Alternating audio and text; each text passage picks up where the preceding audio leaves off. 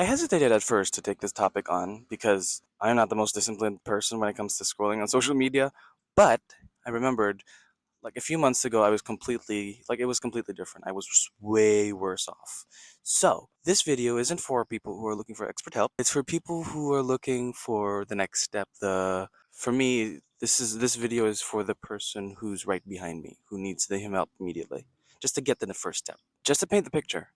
A few months ago, I was doom scrolling all the time. I woke up late, I slept late, I did it all the time. I could be probably have been doing more chores, doing more work, being more productive, but doom scrolling is life, I guess, you know? I consistently got 5 to 6 hours of sleep. Like, it wasn't good. I'm not saying going to sleep less or like having less sleep, like, normal, less than what's usually prescribed is bad necessarily because some people thrive on less sleep, some people thrive more sleep. That's the objective. But it wasn't good for me.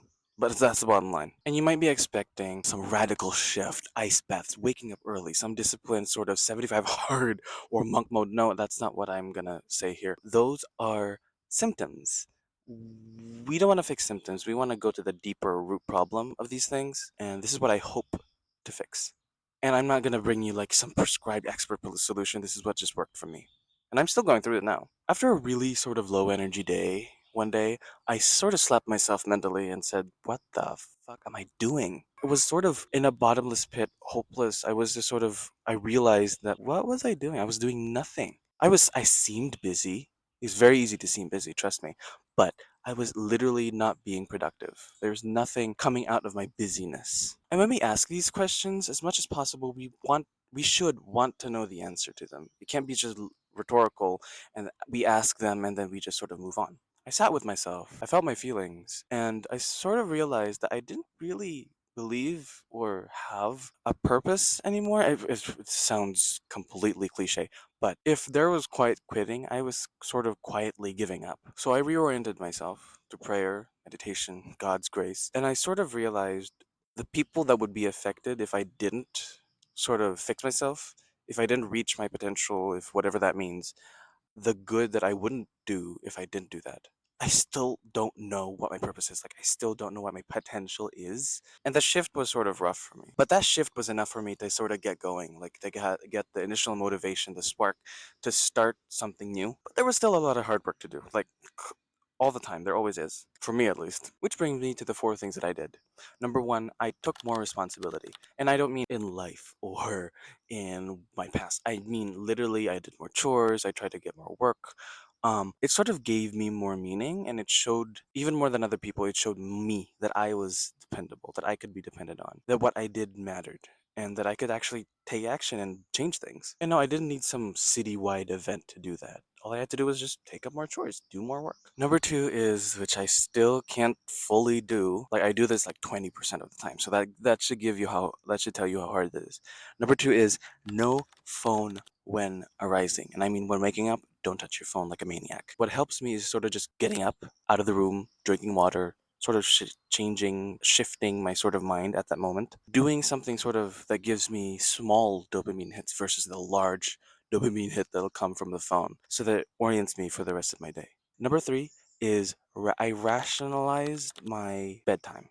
You could also call this bedtime mindfulness, I guess. What helped was instead of just sort of letting myself fall to sleep, which in reality I never did. I mean, I forced myself to go to sleep most of the time because I was scrolling on my phone. Being non mindful when you're trying to go to sleep on your phone, that doesn't work. So you need to be mindful like, hey, I need to sleep now. I know my phone is a problem. So, hey, let's just put down the phone. Social media algorithms are meant to keep you on the app. So you're not meant to sleep. And I don't mean you don't have power over the algorithms. I'm saying you do have power over the algorithms. You just can't have your one foot set on lava and the other on water. You have to choose. Number four, work time and playtime. This is a more of a rough, sort of a hard discipline thing. You need to separate the times that you use your phone to, let's say, go on social media versus to work. I work on the computer and online a lot. So I can't really avoid it. But when you sort of notice yourself scrolling on social media when you're supposed to be working, just Gently pull yourself back, be mindful, put the phone down or put the social media down, and go back to work. In this way, if you do this consistently, when it is time to play, when it is time to actually use social media for fun, you can enjoy it. This isn't the fifth thing, but bonus thing, I guess.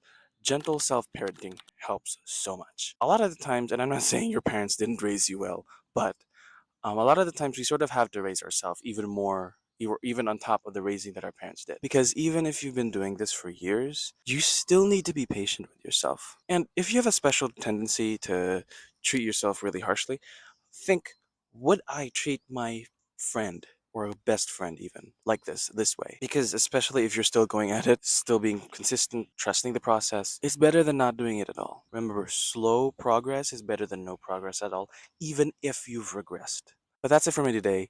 If you've been thinking of starting a new project or starting a new business or starting a new creative pursuit, this video over here might help you. But regardless, thank you so much for watching to the end. I'll see you in the next one.